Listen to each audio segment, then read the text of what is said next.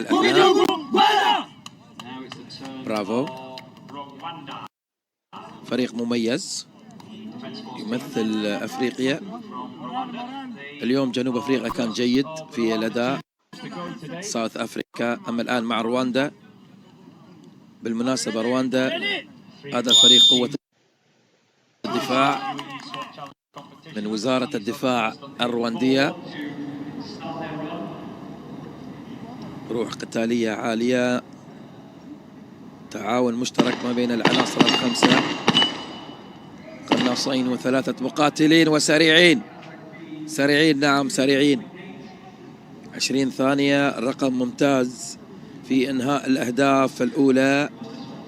أما الآن الثلاثة مقاتلين عبر المدرعة وإلى أعلى البرج استعمالا السلالم، بعد ذلك بواسطة الحبال، حبال الإنزال، النزول والذهاب أيضا إلى الميدان المجاور والتعامل مع الحواجز ومن ثم مع الأهداف المتحركة والثابتة. الآن هنا التعامل مع الأهداف الثلاثة لكلا القناصين. القناصين الآن في الصورة، نشوف معاكم عمل قوي رائع. رقم قياسي لرواندا، قوة الدفاع الرواندية. عمل كبير لهذه الفرقة، واضح واضح واضح. الرقم مميز. نعم الآن الاتجاه نحو الميدان. من يصل أولا الأهداف المتحركة أولا نجمة تكساس. هي نجمة تكساس 5 أهداف متحركة. لدينا أيضا 32 هدف ثابت، كل هذا في أقل من 7 دقائق. الرقم القياسي لحد الآن مع كازاخستان 2 و24 ثانية. روسيا 2 و29. ملاخيت تيمو. أما هنا رواندا أقوى فريق أفريقي لحد الآن في البطولة. تعامل جيد وسرعة. الآن مع الأهداف، مع المدى 300 متر. أول خطأ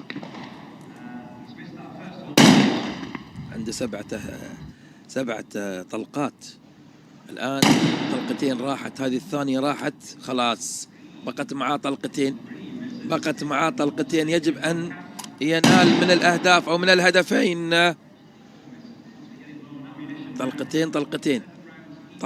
طلقتين خلاص، ما في مجال.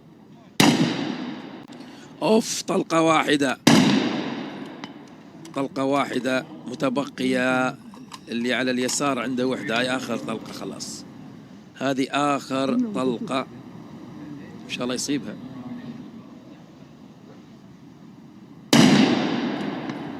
هناك انتهى وانتهينا. بقيت الآن على هدفين فقط المسألة، هدفين خلاص راحت عليه. هذه فيها دقيقة كاملة. استنزف كل الطلقات. طبعا هناك 5 أهداف لكل قناص، وبحوزة كل قناص 7 طلقات. يجب عليه أن ينهي الأهداف ويصيب الأهداف بالطلقات ال7، يعني معه فرصتين. طلقتين عندك فقط هي الاحتياط، غير هذا تنتهي المهمة وتترك الأهداف خلفك وتعود إلى زملائك كما يحدث الآن. 3 دقائق 49 مع الأهداف التي بقيت. زمن سوف يصل إلى 4 دقائق 49. كل طبق تتركه 30 ثانية. تركت طبق ما صبته 30 ثانية تضاف على الزمن. طبعا الفرقة التكتيكية الآن لوزارة الدفاع الرواندية غير راضية بهذا الرقم، أعتقد ذلك. نشوف الإعادة.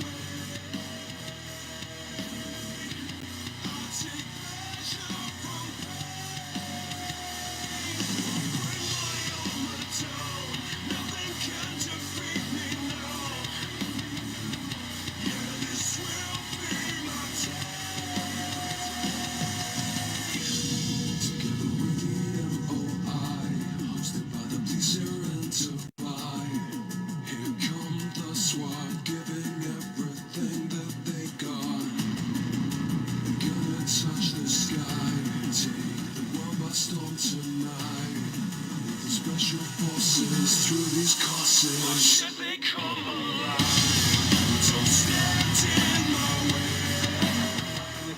Rwandan team, two more Rwandan teams to go.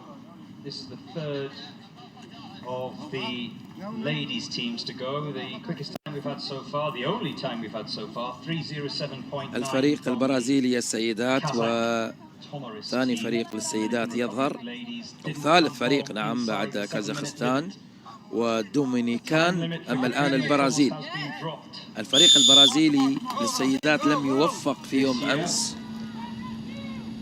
كان خارج الزمن. أعتقد اليوم ممكن أفضل، أتمنى ذلك. يجب بداية الرماية تبدأ مع وصول العناصر الخمسة للفرقة، قناصتين وثلاث مقاتلات. تعامل سريع، الجزء الأول ينتهي. القناصتين الآن، وهنا مع صعود المدرعة إلى الأعلى. الموضوع ليس سهلا.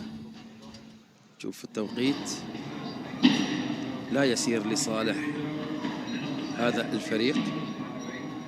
شاهد معاكم هنا، والله أشوف التايمر ما اشتغل معاهم أيضا.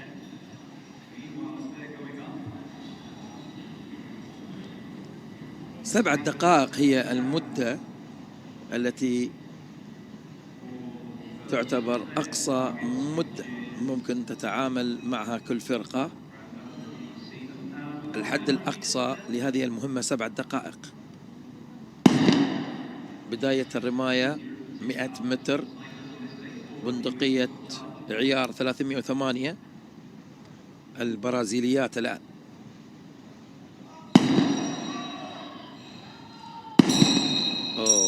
هذه عندها الآن طلقتين راحت.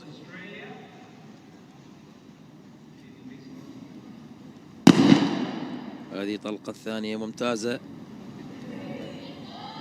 ولكن عندها إهدار طلقة، وهذه إهدار الثانية. أصابت 2 وأهدرت 2، معناته 3 طلقات متبقية معها. وكيف سوف تفعل الآن مع الأهداف المتبقية في الأعلى؟ خلاص الآن ظلت معها طلقة واحدة، طلقة واحدة. استنزفت هنا كل الطلقات تقريبا، والأخرى استنزفت لحد الآن 4 طلقات. المتبقي معها 3، أو فاي الرابعة نعم. الآن متبقي معها 3 طلقات. كيف تفعل وهي عندها 7؟ أخذت القرار أن تترك الأهداف اللي هنا. ماذا ممكن علقت الطلقة في بيت النار، ربما هكذا. هذا الفريق انسحب الآن هنا عن الأهداف المتبقية. ونشوف طبعا هذه مشاركة أولى لهذه الفرقة، طبعا مستوى عالي، وأيضا الموانع اللي موجودة صعبة، الأهداف صعبة، الجهود كبيرة. كيف تتعامل مع هذه الأهداف المتحركة الآن؟ طبعا الأهداف المتحركة جيدة، بحاجة إلى سرعة لأنها راح تتحرك مجرد الرماية. شوف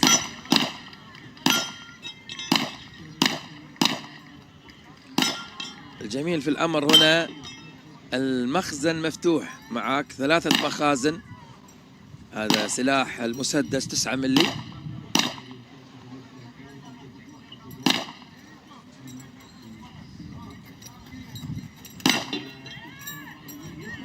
أما هذا صراحة الآن عندها طلقة واحدة، كيف تتصرف معها؟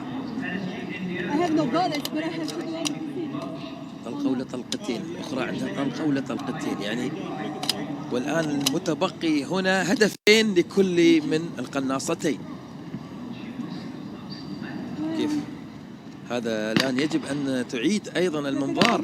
والله ما عادت توجيه المنظار. لا لا لا لا، هذه لا أعتقد. هناك تحاول المنظار، الموجهات يجب أن تتغير من المكان اللي كانت فيه، كانت في الأسفل، تتغير الأمور هنا. الوضعية صعبة بأمانة أقولها. هي يجب أن ترمي اللي على اليمين اللي هناك، وهذه ترمي الأهداف اللي على اليسار. لكن بما أنها ما قامت بتوجيه مرة أخرى للمنظار الخاص للبندقية، أعتقد بأن الوضعية والله لا أعرف ما أقول، ولكن شاهدوا وسوف تعرفون ماذا أقصد بهذا الحديث.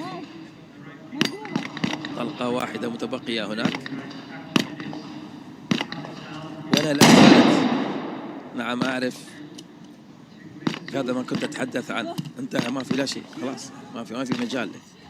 هي أساسا ما قامت حتى بإعادة ضبط الموجهات الخاصة للمنظار، وبالتالي الوضع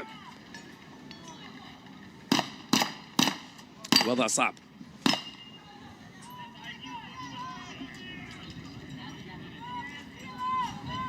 الزمن المحدد هو 7 دقائق.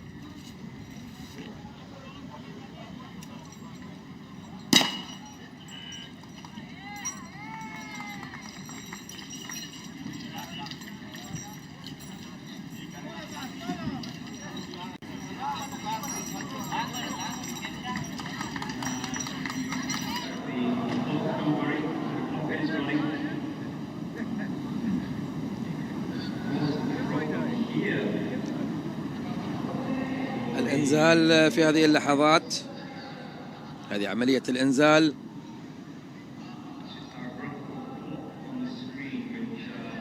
خلاص الوقت شارف على الانتهاء أو انتهى الوقت 7 دقائق. والله ممتاز، أول مرة تهبط ولكن الحذاري الآن. برافو برافو برافو. مشاركة أولى للشرطة البرازيلية ساو باولو، وتتلقى التشجيع إذا ما استعدت للقادم من بطولات والدورة القادمة. طبعا في وزن، عندك الأسلحة، وأيضا هي الآن لديها بندقية القنص، هذه عيار 308، بالإضافة لديها مسدس عيار 9.